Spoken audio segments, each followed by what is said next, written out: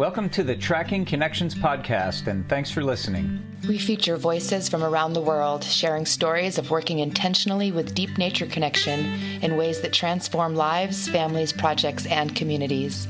I'm Sarah. I'm Aidan. And I'm John. And we are your hosts from Living Connection First. Hi, everyone. This is Sarah. Welcome to Tracking Connections podcast. This is episode 19. Yeah, hey, everybody. This is Aidan. And I'm excited to be here today to talk about the quiet mind. This is John, and I'm really excited to talk about this topic of the quiet mind. And there's so many places we can go on this topic. And gosh, I feel like maybe we'll revisit it, maybe more than once, because it feels kind of endless. It feels like a portal. You walk through it, and there's all this expansiveness. But I'm thinking specifically about something, Aidan, that you said before we got started today, which was, how do I know if I have it, right? And I thought, well, that's a really great lens to look at all of these attributes of connection, which we talk about these things as, you know, the goals of deep nature people connection is these attributes. So if you're a mentor, you're watching for these attributes to emerge in the person you're mentoring as a sign that you're on the right track, essentially, right? And that once they start to emerge, then you want to help get those attributes embodied in that person so they stick, you know, so they don't just happen when we're having fun in nature with friends and then back to work on Monday, then you hit Monday syndrome and all that goes away. It's like it never happened, you know. But it's really good for us to know if we have the quiet mind. And there are examples of the quiet mind. You know, there's certainly, thankfully for the popularity of mindfulness, the impact of, you know, of Buddhism around the world and the mainstreaming of things like yoga and mindfulness practice and all these fantastic tools and even these apps that, you know, give you cool things to work on to get you into a more calm, quiet space. And is that the same thing as the quiet mind? And let's just say there's an overlap, but the quiet mind has some more dimensions to it that are sometimes difficult to pin down. So I think through some storytelling, we'll be able to get to at least, you know, I like to say, you know, I'm aging myself here, but there was a show on called The Invisible Man, you know, and whenever he was in the room on the TV show, you couldn't see him. So it was a funny job for the actor, right? But then if you wanted to see him, you had to throw flour on him. You know, and then you could see his outline, right? And I feel like a lot of times when we're talking about these connection phenomenon, it's like throwing flour on the invisible man. So hopefully through our reflections here and some of our stories, we'll be able to, you know, get some flour from three different angles here, and you can get to see the invisible person for a second. That is the quiet mind.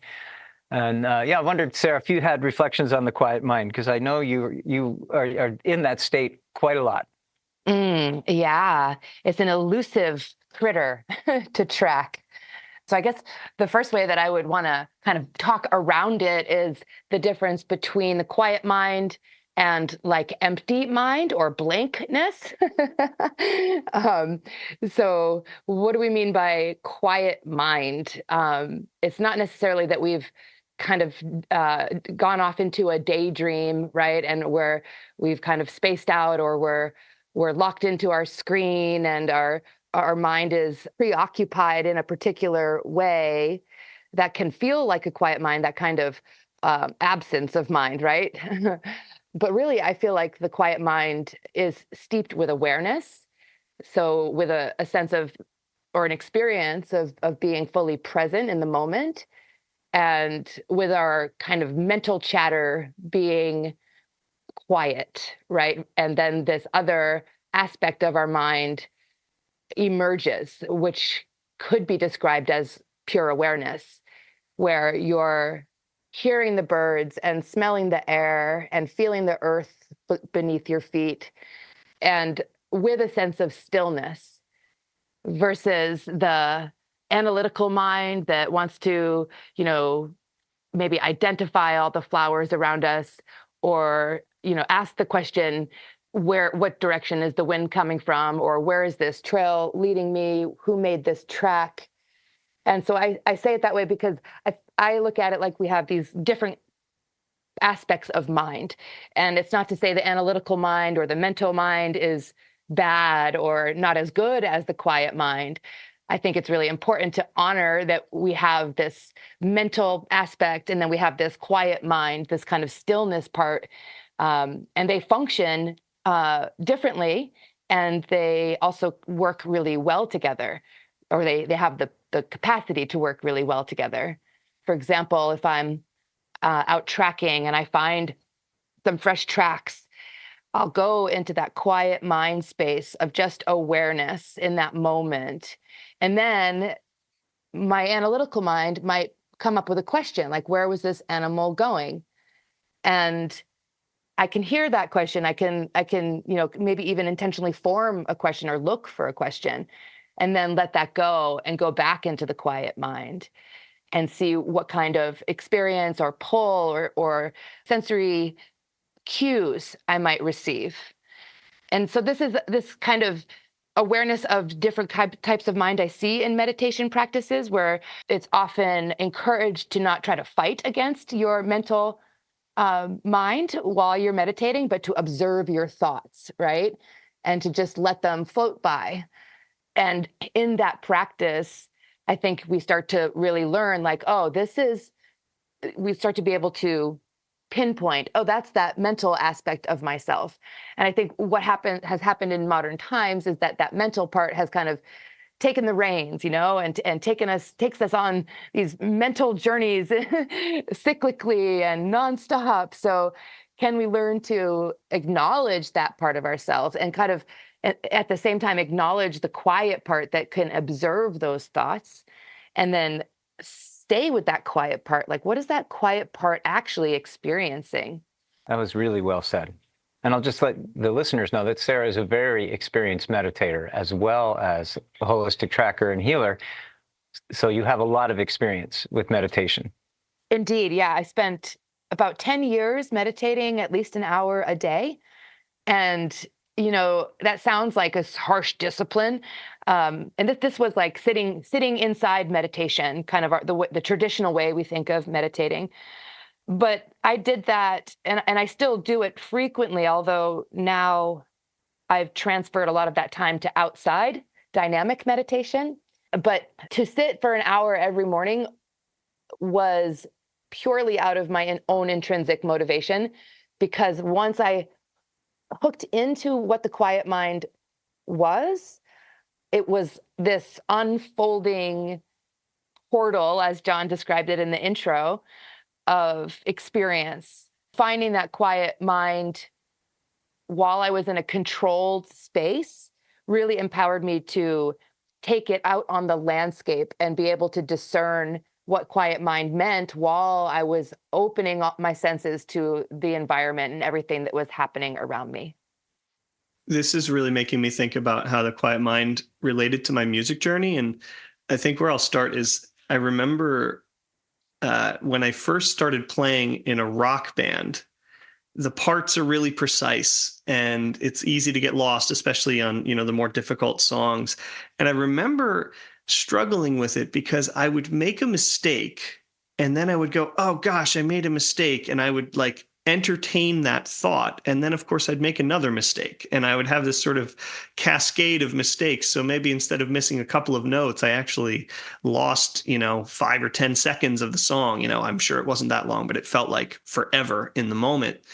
And I learned a lot about just being present and just being fully in the song through that process. And what happened was, as a result of that, of just like being with it and being present to it and sort of allowing the mistake to flow by, observing it, I didn't lose the thread and reached a point after a few years of really working around that where I actually kind of woke up one day and realized, wow, I haven't gotten lost in a song in a long time. I can't remember the last time I got lost, and my practice habits became very similar in that way of, sitting for an hour straight, and usually the metronome is on for 45 minutes of that hour perhaps, and just fully immersing myself in the exercise, fully immersing myself in the metronome. And Victor Wooten talks about this idea of actually listening to the beat and trying to give 100% of your attention to the beat and to sort of the outside world, and actually not giving all of your attention to what you're playing, and that would create this incredible silence inside of me, where it was just, almost this experience of oneness with whatever it was that I was playing, and actually feeling the pulse of the music and the pulse of the beat as this external presence that was there and existed beyond sound. And just this wonderful sort of space that I would sink into, which I know, if you look at it from a neuroscience point of view, I'm sure I'm going from beta brainwaves down into alpha brainwaves. And so I actually was in a different brain state, quite literally, from doing that. But just that experience of really feeling one with the music. And it makes me think of something Pat Metheny said, who is this incredible jazz guitar player, and he's known for his improvisation abilities. And what he talks about is that when he's on stage, the way in which he approaches the music is he's like, I just listen as deeply as I can to what everybody is doing and everything that's going on around me. And then the question that I ask is, what would the guitar player do here?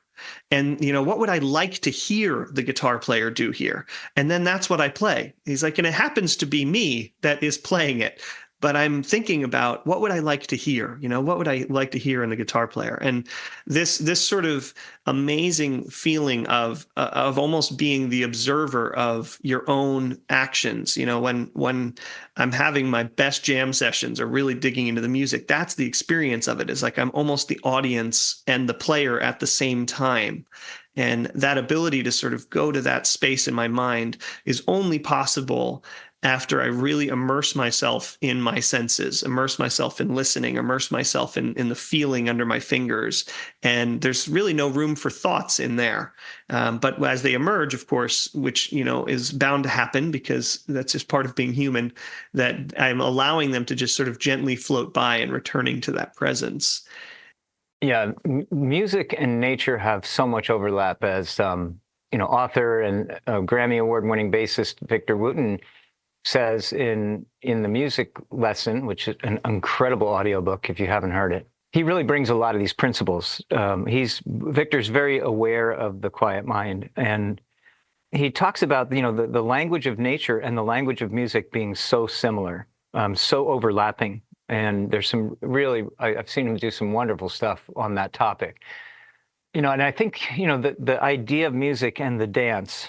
When I was talking with Dr. Bill Sutherland, who spent some time with the San Bushman healers in Namibia and the Kalahari with Dr. Brad Keeney, he brought back a story to me about these three kind of like core strands of commitment. If you're going to be a helpful member of your village, a helpful member of the family, these are three things that you're going to do every day because we're all doing it. It's like our commitment, it's like a cultural core commitment. And the first one is that when we're out on the landscape, we're not out there for ourselves. I'm not out just walking around trying to entertain myself. Like if I'm out on the landscape because I'm out with my grandmother gathering, where she's gathering berries and she's digging up roots to bring back to the family, and I'm, the little kid tagging along with her, I am responsible, and that's imbued in me from a young age. I'm responsible to use all my senses, because I might see something, hear something, feel something, smell something that will be really important for everyone to know. And so my first commitment is that I'm going to use all my senses, as Aidan said. So this is one of the techniques to get into the quiet mind, and this idea of dynamic meditation versus static meditation that Sarah was pointing out and Aidan was pointing out in the music example. Your movement on the landscape combined with pulling in all the information in your senses brings you into the quiet mind, because there's a need greater than you, which is something that Tom Brown emphasizes, my mentor, that when we're out on the land with a need greater than ourselves, like for instance, I'm out here, but I'm here to pay attention. So when my grandmother asks me questions when I get back, I'll be able to tell her what I saw, what I smelled, what I felt, whatever. And that information all weaves back together in the second commitment, which is I have to live that story anew for my people when I get back to the village. So if I'm carrying a useful bit of information that I absorbed through my senses when I was out there, now I get to relive that story for everyone and bring them to the place where I had that experience so they can fully experience the story and get that information fully rooted in themselves, because all of us need to know all we can about this place around us, right? So that's the second commitment. And the third commitment is more elusive to talk about, but it's directly linked to the quiet mind, and that is the dance. They call it the dance. And that gets confusing, except when you hear the Bushmen say, like in the movie The Great Dance that Craig and Damon Foster put out back, late 90s, early 2000s, tracking is like dancing because our body is happy. You can feel it in the dance. The hunting will be good. So if you take that and you break that down, tracking is like dancing because our body is happy, right? It's not our mind is happy. Our body is happy. So if you follow Bushmen while they're hunting and tracking, like I have done on many, many occasions, the whole time they're moving, their hands are making gestures. And the gestures are, if we're following a set of kudu tracks, for instance, which is a pretty large antelope, and we're following those kudu tracks, the lead tracker who's walking along the kudu track that we're following, his hand is gesturing with every track that passes by under his gaze. His eye is straight ahead on the horizon, and he's in peripheral vision or wide-angle vision, but he's seeing the tracks in the lower part of his peripheral vision, but he's not looking down at them. He's keeping his arm out in front of him, and his body is dancing with the movements the animal was making while it was leaving those tracks. So you can see this is the dance, that I'm talking about. It's like we're getting information from that part of, that part of the mind that Sarah described as the observer. I'm watching myself have these thoughts. So who am I? I am the observer watching myself think. And when the thoughts stop happening, I'm still here. It's not like I remember a young teenager who was really terrified to go into this quiet mind because he thought if he wasn't thinking, he would be dead. So he was identifying so strongly with his thoughts. Whoa, if my thoughts stop, that means I'm dead, right? So it's interesting because we can really identify with that thinking part of our mind as if that's us. But when we tune into the observer, and that thinking mind kind of relaxes and slows down and maybe even stops because we're trying to listen and observe with our eyes and feel the wind, smell the air, and doing all that at the same time as we're moving across the landscape. And especially if we have a need greater than ourselves, okay, I'm going to come back and tell the story of my experience to my people when I return. That puts me even more into the moment. And now my body starts to feel things as I move. I can literally turn my walk into a dance, right? So the Bushmen are literally communicating the energy they're picking up through the tracks, but through everything. I mean, I watch them when we're walking and the grass blows the wind. The wind is blown by the grass in a particular way. And I watch a couple of Bushmen sort of imitate it spontaneously in the moment. They're in the dance. And then when they get back later and after the storytelling is done, the fire is lit, they go into the dance, and now they actually dance what they had said in words earlier with body gestures. So this is all related to the quiet mind. And if I may just share one more short story about what happens when we don't have the quiet mind and what we miss. There was an elder man who heard me give a talk one evening about tracking in bird language. And I was talking about the quiet mind. I was talking about tracking and the intersection between being aware of, the waves that come off a hawk when it moves, and how when the hawk is approaching in a hunting intent, it causes the songbirds to behave this way, and it moves across the landscape for 200 yards. And so if you're at the 200-yard mark, the hawk is there 200 yards away by paying attention to the waves of body language and behavior and movement in these birds and animals. And, I said, so if you're tracking and you're following, say, a bobcat, and it's a fresh trail and you want to know where that bobcat went, and you don't listen for the bird language, you're going to miss where the bobcat is right now. Because right now you're following the tracks of where it was a while ago. But where is it right now? And it's that bird language that tells you, okay, there's a Bewick's wren alarm over there, and there's a towhee alarming over there, and it's down low, and it is in the direction that this bobcat was traveling. But I see that the bobcat is now aware of me, and it's now moving to the left to go down that steep hillside, right? This is, I was kind of telling stories like that. And this elder man comes up to me and he says, would you be willing to mentor my son in tracking?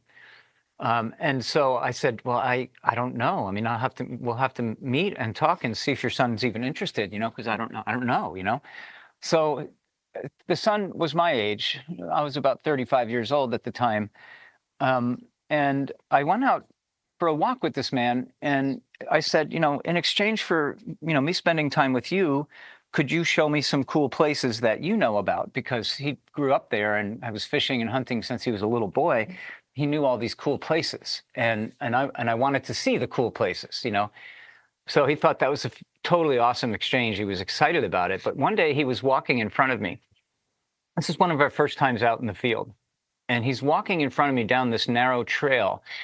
And there's overhanging blackberry bushes and overhanging Japanese knotweed. And, it's as tall as we are, and you feel like you're walking through this like sort of jungle. Trail is overgrown. And so you can't see your feet because there's too many leaves around and stuff, right? So you're just kind of, sometimes even putting your arms up over your head so you don't get caught in the branches, right? Because it gets narrow. So we're going down this trail, and he's in front of me about 10 steps, and all of a sudden he goes from that narrow scissoring gait, to be narrow as you can be to go down this trail, where then he lifts his elbows suddenly, he squats down, and his legs go wide, and for 2 steps, he's walking like a bear, literally. And then he goes into that narrow gate again. And I said, can you stop, please? And he said, what? I said, can you back up 2 steps? And he said, okay. And I said, now bend down and go under the bushes and look to your left and right and tell me what you see. And he's like, whoa, there's a bear trail here, like a tunnel under the brush that you couldn't see from an upright position. He said, did you know it was there? And because I'd never been to this place before, right? So he's really wondering, what the heck did I just do? How did I know it was there? I said, well, no, you told me it was there. I did not tell you it was there. I didn't even know it was there. I said, but your body knew it was there. He said, what are you talking about? I said, you literally started walking like a bear for 2 steps, and then you stopped and went back to the way you normally walk. And he turns and looks at me like, with his head cocked and his eyebrows, his forehead wrinkled, and like, this guy's weird kind of thing, or like, what just happened? Like, he was really, I don't even know, confused by that. Okay. So we continued walking, and about maybe 20 yards later, the same thing happened, and I told him to stop. And then this time he backed up. He knew exactly what to do. And he looks and he sees another bear trail, and he turns and looks at me and he says, did my body really tell you that that was there? And I said, yeah, it really did.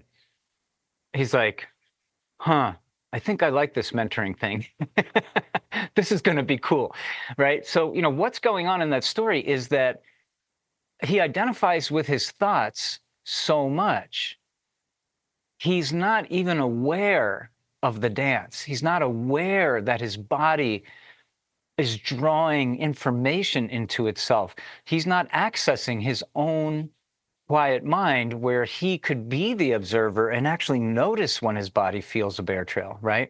Needless to say, after a little bit of coaching, a little bit of practice, he got really good at just sensing bear trails and just immediately knowing when they were there. And he just got, he like blew by me in confidence, like immediately. Once he understood, oh, this part of me knows, I will tune into that part of me, right? So this is what the Bushmen are talking about when they say the dance. Tracking is like dancing because your body is happy, but your body isn't just happy. Your body is receiving all this information that moves through it. So your body's kind of like almost like a meter of what's happening.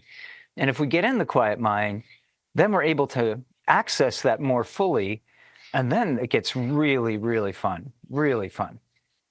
It sounds like what you're saying is that our practice is really to get out of our own way, that in order to be the observer, that the observer is allowing for things to be received.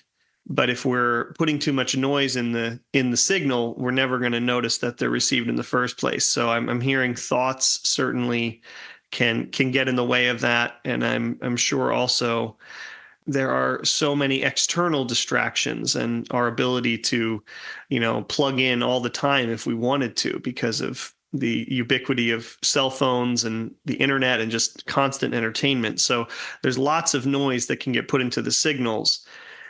But when we quiet ourselves down and we open up into our senses, and it sounds like we're focusing our mind on our sensory awareness and on the present moment, and that allows us to open up to these other messages that we can receive. I mean, that's it in a nutshell. I was curious when I was about 18 or 19 years old. I ended up working at an ashram in upstate New York. I was friends with a martial artist who was also really into meditation, and he liked to go to this monastery and in the Catskills. And so they would offer, really good food and a place to stay and meditation classes and different yoga classes and things like that. And I thought, but he wanted me to come and teach nature connection activities in exchange for, room and board and the ability to take workshops. So I thought, well, that sounds fun. So I went up there. It was a weekend, and I took this meditation class, and I was really confused. I sat in the back of the room, and I'm listening to the meditation teacher, and I really like his presentation. And it's really good. And he seems to be talking about a state of mind that the people who are taking the class with me are really confused about. Like, he's basically explaining to them, well, you can get to the place where your mind is still and there's no thoughts. And people are raising their hand and asking all these questions about it. And I finally, I was like, what are they talking about? Like, I do that all the time. I mean, you need a class to learn how to do this? Like, I was confused. Why did I know how to do this? Like, why did I take it for granted? Like, I walk around in that state all the time. And why is it that nobody else seems to know that they can do that? And how did that happen to me? And why didn't it happen to them? And then I tracked that back, and it brought me back to when I was 12 years old. And I had an experience while sitting in nature at what I call a sit spot. Back then, I didn't have a name for it. It was a place that my mentor, Tom, had asked me to go every day for at least, in the beginning, 20 minutes, and then it was 40 minutes, and then at least an hour. And I'd been doing that for a couple of years, and just kind of dropping into that super relaxed, open awareness state. And I'd finally gotten to the place where I began to notice bird language, and I heard some birds making alarms behind me, and they were going in a straight line from south to north. And I crawled into the thicket after the bird alarms had passed, and I found a tunnel, like a bear tunnel, but this was much smaller. It turned out it was a wild animal trail that raccoons and foxes were using. And what had passed me that day, unbeknownst to me at the time, was a red fox, and it was heading north. So I followed the sounds of alarms to the north, and I could see a faint trail from all the dirty raccoon feet that had walked back and forth and put a stain on the leaves. And I got to the sand road where the animal trail crossed the sand road, and there on the ground was a fresh fox track and a fresh fox scat. And I talked to Tom about it. Later, I actually ran to his house. I was so excited by it. And he said, you said there was no spider webs on that trail through the bushes that you crawled on. I said, right. He said, do you think that trail is used every day by wild animals? And I said, yeah, definitely. And then he said, well, do you think that's the first time that fox passed by you? You've been sitting here for close to 1,000 days, John. And I'm like, probably not. He said, are you going to let that fox get the better of you? If I was you, I would try to get the better of the fox, which was the perfect thing to say to a 12-year-old who was interested and curious. And from that point on, I listened so hard all the time for what the birds were saying that my mind literally just switched off, but I didn't notice it switching off. It wasn't like I was trying to meditate. It was that total passion and curiosity about what are the birds saying and what does it mean? Is there a fox? And that little set of questions brought me right into the quiet mind. And so by the time I was 19, it was just always with me. And and it confused me that people were taking a class. So I think what I'm saying is, that the portal into the quiet mind is like this curiosity about what am I hearing? What am I feeling? What am I sensing? What am I smelling? What's the wind doing? What are the birds doing? What's that deer doing? And just expanding out as much as you can your senses into this big sphere of detection that you're monitoring in all directions all the time. And, if you go to a sit spot every day, the same place every day, and you get to know the trees and the birds and the animals, over time, you will sink into this place. It's not something that happens your first time out. In fact, first time out at my sit spot, I'm like, what am I doing here? This is stupid. I'm just sitting here. I'm bored. I'm sticking a stick in the ground and making holes and throwing sticks. And, like there was no sensibility for it. But over time, it grew on me. And that I'm sure contributed to my ability to get to that quiet mind, the slowing down to nature's time, to earth time, to the present moment, noticing things that I'm curious about. So that was what clearly brought me into the quiet mind was those practices, especially bird language. And I still think it's one of the best. I still think it's one of the best. It's such a great example of how nature can be our teacher and our trainer, right? And how it's not about getting rid of the cognitive mind or the intellectual mind, but really training the quiet mind, right? Training this other aspect of our mind, training our awareness, right? Expanding out in our awareness into, as you described, John, drops us into internal stillness. And so I see people struggle with trying to stop their mind, right? I can't stop my mind. And then when I think about stopping my mind, I get stuck in that loop, right? So instead of just sitting and trying to stop the thoughts, kind of redirecting attention, right? Like being at your sit spot, acknowledging, the qualms of the day and the week are amongst me, but then saying also there's this bird song, and just taking the time and making the conscious choice to redirect attention to our sensory experience in nature, especially, right? In that purity of nature where we evolved our sensory awareness, right? I think a lot of people have toned down sensory awareness because of the stimulation of a modern world. So as we go into developing the quiet mind and some of these awareness practices, we'll start to have this discomfort, an uncomfortable feeling of, ooh, I'm starting to feel more. And I actually don't really know if I'm safe feeling more. But when we practice in nature, we are usually met with experiences that are pleasing to our senses, right? That make us want to go on that journey of being fully present and finding curiosity. So like tracking, as John was describing, the pull of curiosity just quiets the mind, right? If I'm on a trail and I'm really interested in engaging with what my activity is, then that other part of my mind just drops away. And I hear that also in what Aidan was sharing with music, right? Being fully present with how my fingers are touching the strings and how the strings are connecting to the fret and the sound that's making, and then the sound that the other people are making with their instruments. There's really no room for analysis, right? When we're fully in the moment.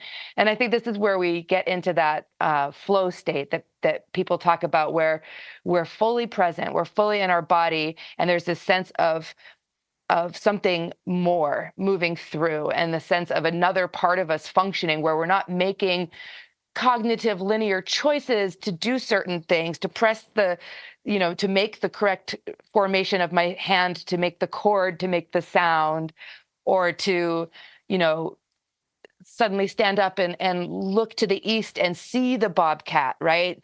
There's this other awareness, this other intelligence that we learn to tap into. And it does not have to be in opposition to our cognitive mind or our intellectual mind. It actually is meant to work in concert with.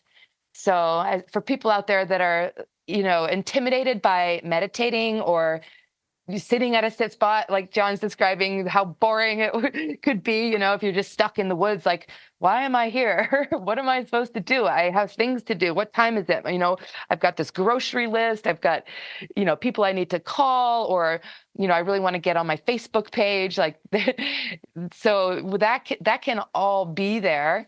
And when we can learn to say, okay, that's fine. I'm going to take 5 minutes to like really focus on this rock and like actually look at it and feel it and smell it and be with it, and let it be small moments, right? Where we just create a choice to redirect our attention, especially in nature, and let that build over time, where innate curiosity will spring up eventually, right? And then whatever that movement is in your being, like, oh, I'm actually really curious about how the St. John's wort is doing right now. Is it ready to bloom? Is it blooming? Is it ready to, make an oil with?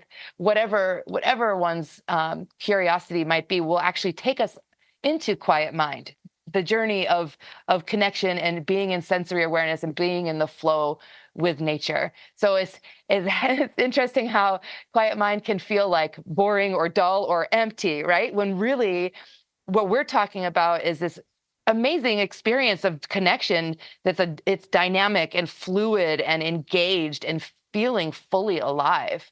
So I hope that hits people, the knowing that this is not like we're leaving, we're going into a cave, we're going to not talk, we're going to be very stoic and, discipline and put that mind away in a cage. It's not what it is. It's understanding that mind is actually really important. And that mind is actually how we get little insights through the filter of that mind.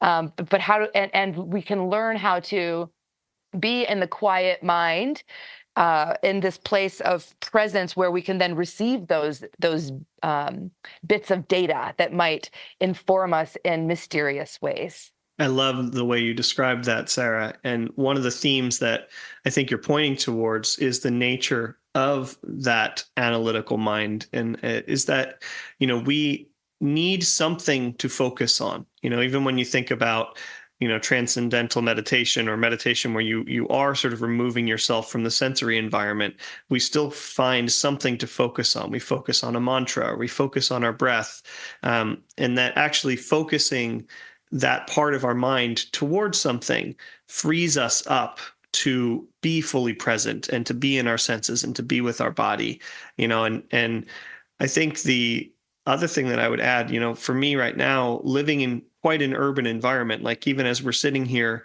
during this interview, my window, my desk looks out over the neighborhood, and there's been 3 or 4 different landscaping trucks that just drove up and parked, and they're starting a project outside, and cars are going by, and there's a lot of sort of man-made happenings right now going on.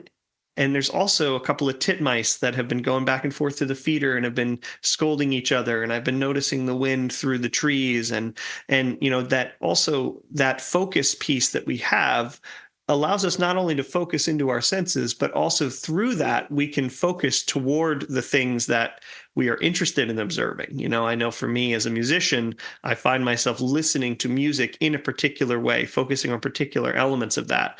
But within our environment, even in the city, there are trees, there are birds, there are things that are happening, and we can choose to focus our awareness and our attention towards the things that we enjoy, as well as focusing out and just asking that question of, okay, what's happening around me? But for me, that my closing thought is just the nature of our mind sort of struggling with the negative space. We don't do well with not that, right? Don't think about a pink elephant. Well, you all just thought about a pink elephant, right? So we have to put something there to focus on. And what's going on in our senses and in this moment all around us is a wonderful default. Tracking is like dancing because your body is happy. You can feel it in the dance, right? So what is tracking? Sarah is quite literally talking about following animal trails. But I think the most important thing that is being lifted up here, besides the sensory immersion techniques, is that sense of curiosity that is coming from your core.